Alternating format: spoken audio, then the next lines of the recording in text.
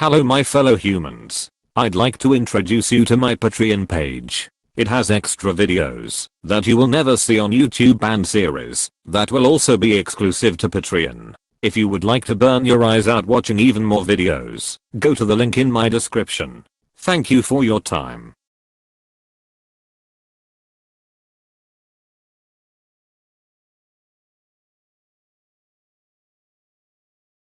Hey, hey, hey, hey! Red alert! Red alert! I need everyone, repeat, everyone to go after the special. Should I let him talk? Never know. Y'all are more corny than ethanol. I got no patience for Twitter tweeting if we really beefing. Then I pull up with a weapon drawn. Came in this bitch like a wrecking ball, using my pistol and Uzi like do. Matter of time before they set me off. I am becoming a villain when I kill him like Beninol. Pull up to the fucking murder scene. Dead body with the flies buzzing like a worker bee. So much uncertainty, there's sure to be some absurdity. With the witnesses, it occurred to me if they're squealing, then I'll be serving like 300 years in a pen. So I'm never gonna let them talk, keep it with friends. But I fear that it's nearing the end. I got demons appearing again every time that I'm searing the pen to the paper. The lyrics offend every person who's hearing it. They're in defense. I've been cheering against this American cancel culture fucking arrogance. Shit has been wearing me, then it's embarrassing. Treating me like I'm a terrorist. I'ma go veering the bend as I'm steering the bend. Still I rearing the deer. It's a miracle that I was carrying left, cause I had a few beers at appearance events. All these motherfuckers dropping me to drinking, and it has me thinking all the stress I'm dealing with has got me barely clinging on to winning. Now my eyes are shrinking. No, there's not an inkling of hope. I don't really wanna see no internet trolls telling me I'll never be dope. Every beat I kill so cold will bust flows till I rip my soul. Real hustle when I get up in the stool with the real ones and spill blood cause I'm still cutthroat. This is a great opening shot, no doubt, but those are large Lego sheets that make up the lava, so there shouldn't be any way to make bubbles according to this movie's rules. According to this movie's rules?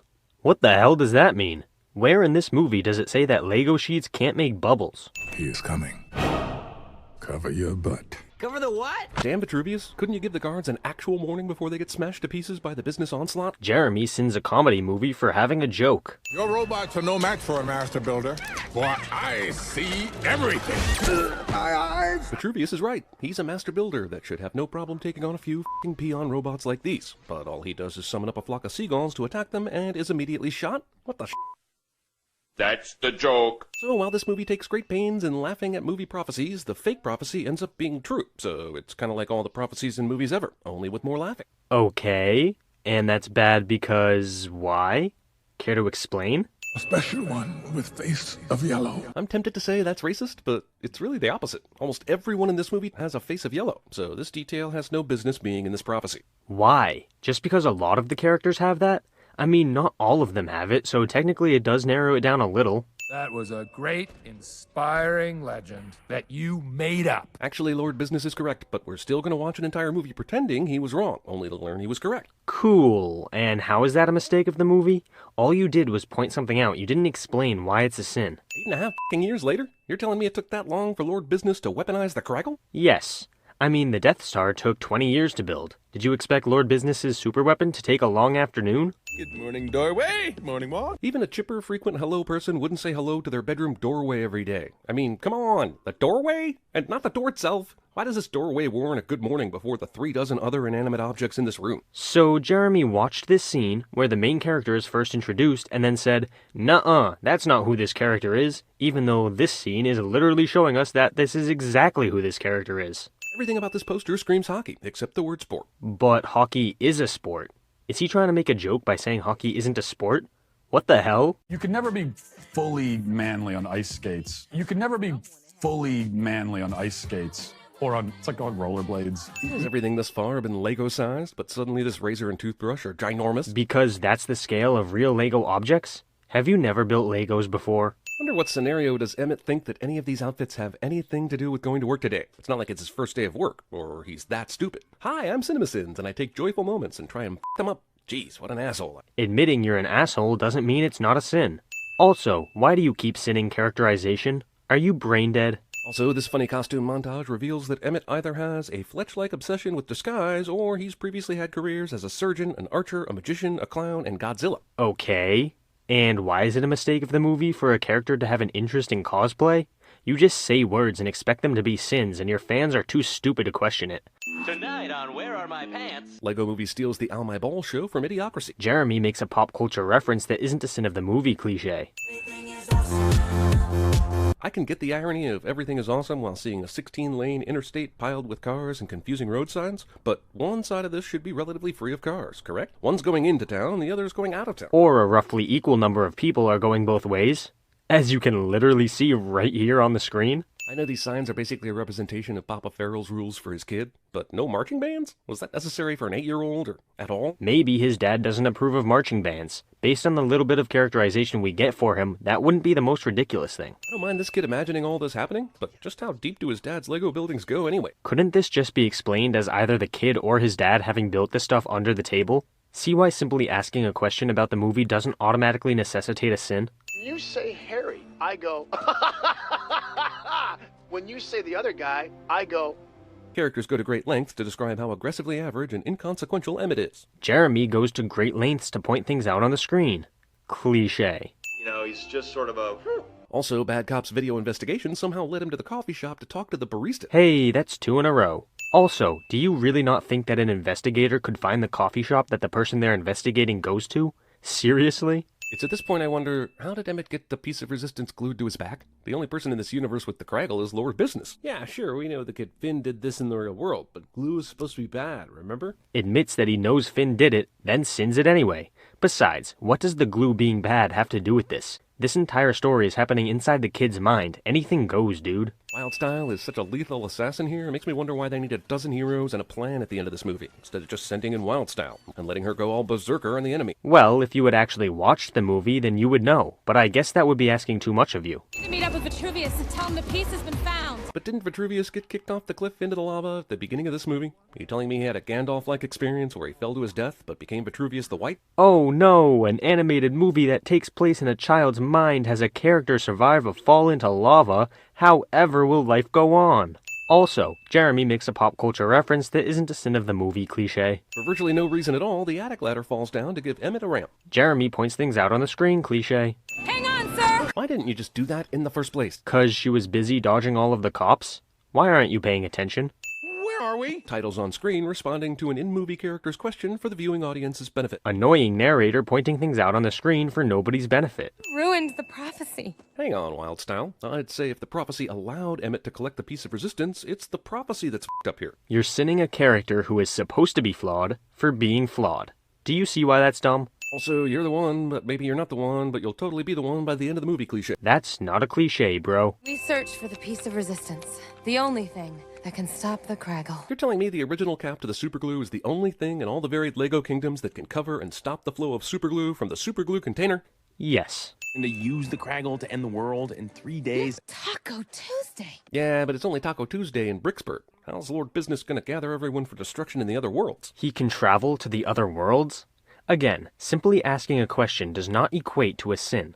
Business. We're trying to locate the fugitive, but his face is so generic it matches every other face in our database. This entire movie has made Emmett out to be so common in a sea of commonality that nobody remembers it. But physically, everyone's got a thing, like different facial hair or markings, different hair altogether. Except this scene right here clearly implies that not everyone has something like that. Use your brain. The Craggle! So basically this is the Star Trek's V'ger, or the Planet of the Apes' Kalima. Jeremy makes 2 pop culture references that aren't sins of the movie cliché. I won't test it on you. I'll do it on your parents. Lord Business imports Bad Cop's parents' entire house, instead of just abducting the 2 of them and craggling them to a random Lego piece. Jeremy points things out on the screen cliché. So as an aside, is Lego sex the most basic thing ever, or what? Hey, my rounded peg would seem to fit in your rounded hole. Come, let us attach and unattach ourselves together repeatedly for a few minutes. What the f***? Who the hell is watching this movie and thinking about Lego sex? This might be the dumbest sin in this entire video, which is really saying something. Damn, this kid even managed to imagine a hooker in the saloon. This kid's like 8, right? Who says she's a hooker? Based on the fact that this is in a kid's mind, this chick could just be a server or a normal customer. Meet me upstairs in 10 seconds. This is hilarious, but why would the Octon Title Card Company make silent title cards for what is the protagonist's adventure? More importantly, why make title cards for anything? Jesus Christ, this is an animated kids movie. Why are you taking it so seriously? And for anybody who says that's the joke, it's not funny. Your mind is already so prodigiously empty that there is nothing in it to clear away in the first place. Is this the silliest movie Morgan Freeman's ever appeared in? No! He was also in Ted 2, Now You See Me 2, and Dolphin Tale 2. I know, crazy, right? Jeremy makes 3 pop culture references that aren't sins in the movie cliché. All you have to do is to believe. All you have to do is believe cliché. Nope, not a cliché. Draw a cowboy hat on him. But wait, don't half the people in this saloon have a cowboy hat? And isn't the point that everyone has the same face, so common hats wouldn't make a difference? That's the joke. Oh no. Did Bad Cop actually get on these train tracks knowing that the heroes would eventually jump on this train? And what kind of XXX State of the Union is this anyway? Jeremy makes a pop culture Okay, you already know where this sin is going. Again, why not do this in the first place? Because he was chasing them in a different way, and when that way didn't work, he switched his strategy. You're complaining about Bad Cop not being able to see the future and realize his first strategy wouldn't work before even doing it. Rest in pieces. Way to make this yet another Batman scene involving Ra's al Ghul and a speeding train. Hell, they threw in Lucius Fox somehow, too. Yet another pop culture reference. Batman! How in the does Emmett know who Batman is? He lives in Bricksburg, remember? A place where everything is generic, and the only thing on the TV is Where Are My Pants? The movie never says that Honey, Where Are My Pants is the only thing on TV. You just made that up. The special will now give an eloquent speech. The fact that anybody who knows Emmett at this point thinks this will go well. That's the joke. Sharks! But that shark is out of water. That doesn't compute at all. Why implement a shark defense system on the 50th floor, miles above sea level, and, sea? It's a movie about Legos in a child's mind, Jeremy. It's entirely possible that the sharks in this world don't need water. And even if they do, who the cares? What idea have ye that be better than the ideas of 100 of our fallen master builder brothers? Well, Emmett has the piece of resistance, right? Something you didn't have when you broke into Lord Business's tower on the last attempt. Jesus, why did they even try that time without the single most important relic they needed? So that they could capture the tower and keep the Kraggle under lock and key? Why do you keep asking questions and giving sins for them when they aren't actually sins? Well, at least it can't get any worse. Every time a movie character says this, an angel gets its wings, ripped off by a god-sized pair of pliers. Pointless throwaway sin is pointless. To the Batmobile! Dang it. To the invisible jet! Dang it. Wow, in a total dick move, Wonder Woman must have parked her jet literally on top of the Batmobile. Cool, good for you, and that's a sin because... why? Can you use any kind of justification at all? No! We must protect the peace! I guess Lego Superman doesn't have the power to just end this entire attack by Bad Cop right now? No Superman from any movie would have the power to instantly end this battle. What the hell are you on, crack? All ready for this? Oh no! They were ready for that! This hilarious moment interrupted by logic. It was a basketball. They didn't have to be ready for it. It's fucking harmless. Jeremy sins a comedy movie for being comedic. Can't move! Since when does stuff like this stop Superman? Isn't this the type of thing that stops Hulk? Or Superman, as this movie is clearly showing us right now. Why are you contradicting this movie's internal logic? With the rainbows! And dream catchers in case we take a nap. Morgan Freeman Dreamcatcher reference is forcibly inserted into the tubes of this Lego movie. Whoa, whoa, whoa, wait. You're sinning a movie for making a pop culture reference? You can't be serious. You must embrace what is special about you. But that's nothing. He's an instructions-following loser. That's the entire point of the movie, actually. That even a nobody's ideas are worthwhile. But here you suggest he's still special in some way, despite numerous moments proving he is not, and you knowing you made the whole thing up in the first place. But the whole point of the movie is actually that everyone is special in some way. Why the fuck you lying? Why you always lying? In Lego World, clouds can get so fire damaged they crash into the sea, which sort of makes them not clouds, but whatever. Science doesn't exist in this movie. Admits that science doesn't exist in the Lego world, still sins it. No survivors detected. Sensors can see into the water, but literally can't see through a double-decker couch. Jeremy can point things out on the screen, but can't come up with a single legitimate sin. Pirate Lego Ex Machina. Jeremy still doesn't know what Deus Ex Machina means. Somebody get me some markers, some construction paper, and some glitter glue! Wait, aren't they supposed to be avoiding any adhesive? No, you're just making that up. The movie never says this. Just because the villain's weapon isn't adhesive doesn't mean they need to avoid all adhesives. That's completely made up. Man is about to jump on the Millennium Falcon here, which, as you see, includes Lando Calrissian. But because Lando is actually voiced by Billy D. Williams, it also includes Harvey Dent, until Tommy Lee Jones replaces him mid-flight. Another pop culture reference, yay. Would Han and everybody be doing in yet another asteroid with yet another space slug? I demand answers for this parody that is both hilarious and entertaining but sinful. It's not sinful. And besides, Jeremy's seen something he likes cliche. Also, is the kid flashing back like the movie is right now? Does his mind work like a Family Guy episode? Pop culture reference, blah blah blah. Step 4. Benny and Metalbeard will sneak their way into the master control room. Metalbeard? The largest, noisiest, loudest motherfucker on your team, and you sent him on the sneak mission? The movie has never once shown us that Metalbeard is noisy. Why are you just making shit up? Beard is suddenly a goddamn transformer and can turn into an object 1/10 his size, like a fucking copy machine. This is all new information presented as fact. Yes, because it's a movie about Legos in a child's mind. What are you not understanding about this? One of the rules is never release a Kraken, and if you're Warner Brothers, maybe you take that one step further and never again release a Clash of the Titans. Enough with the pop culture references. Step 5. Vitruvius will provide lookout and make sure we're not being followed. Okay. This is a funny moment, but everything else about Emmett's plan actually makes sense. So why throw in this useless job for blind old Red? Jeremy sends something he likes cliche. I've never been a robot before. What do you mean? You have always been a robot. Despite large reams of f***ing up being robots, Emmett and Wildstyle managed to escape this situation. Despite every single person who has more than 3 brain cells hating it, Jeremy manages to still point things out on the screen. I just realized this is the first of 2 blockbusters where Chris Pratt's character gets himself out of a jam with a comical music dance number. And now I feel like there almost has to be a Jurassic World deleted scene of him and the Raptor Bros popping and locking. 2 more pop culture references. That night in the city when you thought I was the special. Damn, this kid's imagination sure has gotten dramatic all of a sudden. This is a tremendously complex fantasy. Okay, and that's a sin because... Oh, you're not going to provide a reason?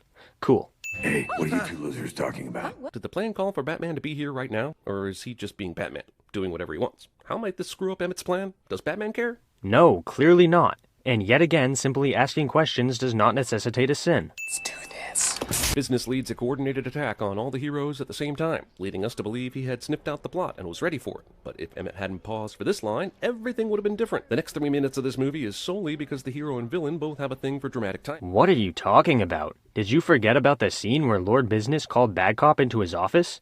That scene implied that Lord Business figured out the tower was being infiltrated during the infiltration, not before, and he sent this counterattack immediately. This sin is total bullshit that you, yet again, just made up. Also, how did Emmett pausing to say that line screw up their plan? The attack team still would have been able to attack Wildstyle and capture him if he hadn't paused. What I'm about to tell you will change the course of history. That fake-ass laugh. Terminate everyone. Okay, so Papa Pharaoh wants to glue everything that already exists in place, and that's explained. But why would he terminate all the master builders that are providing instructions for the stuff that's still being built? Like, there are skyscrapers in Bricksburg that are still under construction, right? The dad obviously built those skyscrapers as partially made to mimic a real city that still has construction going. As for killing the master builders, he's taking out his opposition, numbnuts. I am Ghost Vitruvius. The effects and conceit of this movie are brilliant, taking Legos and making them move on their own in their own little universe. So why are we getting these wink-wink moments now, like 70% into the movie? It's called a joke, bud. Something you've never understood or been able to do yourself. I mean, this here says security footage, but it's Emmett in his own apartment. Does this society film every resident's personal actions in their apartments? According to this scene, yes. This is a disaster. It's hard to believe that Finn's stuffy dad actually bought Legos in order to build his model empire. Why? Where's your evidence for that claim? Oh, you don't have any? Okay then. Permanently. Holy dude, why didn't you go ahead and use the glue when you so obviously meant to use it for your model? He hadn't gotten around to it yet? How is this even a question? Dad Business does the squirt some of the medicine out before giving the shot cliche with a container of superglue. That's not a cliche, buddy. Okay, the micromanagers have been gluing things in the Lego world while Dad Business was gluing them. Now, however, Dad Business is walking away from the table to tend to Emmett. So why are the micromanagers closing in on a robot pirate? Because this is what's happening in the kid's head? How is a fully grown man failing to grasp a kid's movie? Jesus. See, this is what I'm talking about. Is the kid actually building this mech suit for Emmett right now while his dad is looking right at the city? Also, the micromanagers have been shown to be Dad's hands, so the kid must literally be slapping at his father's fingers. Again, both of these things are just happening in the kid's head. They aren't necessarily happening in the real world of the movie. Stop just assuming shit. Kitty's negativity power is unleashed, and while I'd love to remove sins for it being awesome, it took until this one moment for her anger to finally come out. Nothing before this did the trick, only seeing the thought-to-be-dead Emmett in the construction transformer being attacked. Yes. Also, Jeremy sends something he likes cliche. Finn, did you make all of this?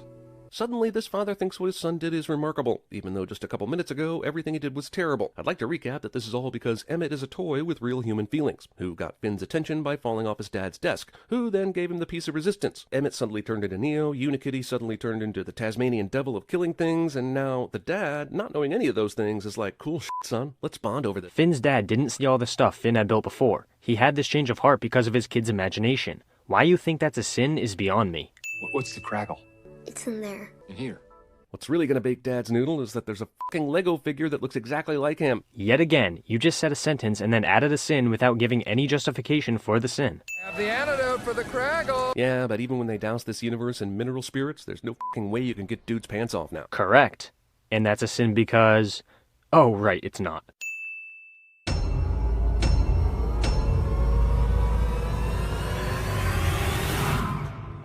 What's happening inside your head, Harry? Why should that mean that it's not real? Nothing's gonna stop me now. Wait, there was a prophecy. Why doesn't business just kill Vitruvius right now? Especially after he's already ordered the robots to destroy him. All the detail in this movie is awesome, but how the hell does Emmett ride that bike over there? It's only got one Lego stud for a seat, which means only half of his ass will fit, and he'll be all lopsided. It typically showers with the curtain open like this. His entire apartment should be a sea of little round blue one pieces. So while these are super confusing, at least the right side has road signs, but the left side apparently doesn't get any signs. Park between the lines? Yes! Jesus, every single car in this row parked at the same time? How is there nobody parked already? This isn't so much parallel parking as it is impossible. Sing this song for hours! You've been at work for 5 hours and it's already dark? The hell kind of place do you live anyway? Also, 5 hours later and they're already calling it a day? But they just got there and started singing. Damn, Emmett's work schedule is badass. In the waning hours of the workday, the instructions tell the Lego workers to create an elaborate ballet of construction equipment. Huh, who knew Lego pieces could be linked to the cloud or even electrified? Well, I guess I'm gonna have to report you. I'll take 2 sins off for this hilariousness, but then add 1 back for Wildstyle taking off her mask for any reason during this mission. Considering that we later learn Emmett is a fraud, and even the prophecy is a fraud, this crazy magic flashback vision thing Emmett has when first touching the piece of resistance seems kind of stupid, right? Days before President Business is going to use the crackle to end the world. President Business is going to end the world? Bad cop goes all Hagrid on our asses and says more than he should, which allows our hero to kickstart the plot. So this interview footage of construction workers was expertly shot and edited for maximum Emmett humiliation. Also, why, if you hadn't read the script, would something as scrumptious as Taco Tuesday tip off your spidey senses? Shows you, Emmett. We know that Wizard Vitruvius is making this up as he goes along, but why the certainty about Emmett's usefulness? Can't he just take the piece of resistance and, with the help of all the other remaining master builders, cap the crackle himself? Goodbye. After hundreds of shots by his minions at the hang glider, Bad Cop takes them out with 1 shot. These robot cops should just be stormtrooper figures. Rather than be propelled forward after hitting this train, the heroes conveniently go straight up and conveniently land on top of the convenient train that is convenient. No babysitters, no bedtimes, no frowny faces, no bushy mustaches. I understand the rest, but why the war on mustaches? Some of that is painted right on their face, and they can't help it. Of course, we saw Emmett shave his face a while back, so what do I know what's real? Strange, dangerous relics that entrap, snap, and zap. How are those used against you again? Every single part of the story shows you getting your asses kicked by all the dangerous stuff in the tower, but here, the relics are just sitting on their pedestals, being used by nobody. It's a tracking device! Huge-ass blinking tracking device goes unnoticed by everyone in this entire movie until now, because of course it does. Wonder Woman couldn't take out all these fools on her own. And let's not forget we're in this situation because Superman, goddamn Superman, was defeated by bubblegum. So, wait, no, every time water's been shown in this movie, it has been flat sheets or little 1 pieces of blue Legos. So them traveling through the sea of actual water is a freaking lie. I don't care if it's a little kid's imagination, play by your own rules, movie. Then after a few leaks, the fucking thing explodes. Explodes! It exploded instead of sinking. Holes in a sub caused an explosion. That just happened. How did they get Superman out of the gum pile? Whoever and whatever touched it should have also been stuck like Green Lantern. And its much maligned double-decker couch actually saves the day. But how did these assholes fit in the seat cushions? This isn't the Millennium Falcon secret compartments here. You have to do some very simple things with the scale of the human beings in this world to make this work. According to your precious instructions. He made that with markers, construction paper, and glitter glue. Really? Apparently, Emmett's planned spaceship that looks like President Business's spaceships calls for a hyperdrive. They got to this point in the Lego world by train, horseback, and a floating double-decker couch. So a hyperdrive is not needed to get to President Business's tower. But the movie wanted to shoehorn in a Star Wars moment, and so we get this. Only is the first thought robot soldiers have when they see a copier to photocopy their asses, but Metal Beard transformed into a functional copy machine? Really? Electric shocker to 100 Mississippi. No problem. Villain sets a needlessly long timer for people getting killed and doesn't even bother to stay around to witness it. This is Emmett, and he was just like all of you. A face in the crowd. This speech is awesome, but where the hell did you get all this backstory footage of Emmett to run under this emergency broadcast? Some of this violates the First Amendment, I think. I used to think they were followers. Funny that they got the town crier to read this news, but this is being shown concurrent with Wildstyle speak, so how are they getting this news in real time? Wait, there's security footage of the goddamn double-decker couch escape? Fucking how? Who filmed this? Where is camera? Here's more security cam footage that feels like just previous movie scene footage degraded to look like security footage. I mean, if the bad guys had this on camera, he never would have gotten away with it, right? The Craggle hoses politely pause their destruction of this town so its residents can get properly inspired.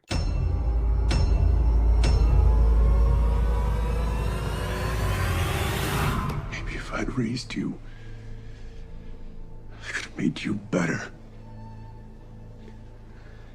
And not some weak, sniveling pussy starved for attention.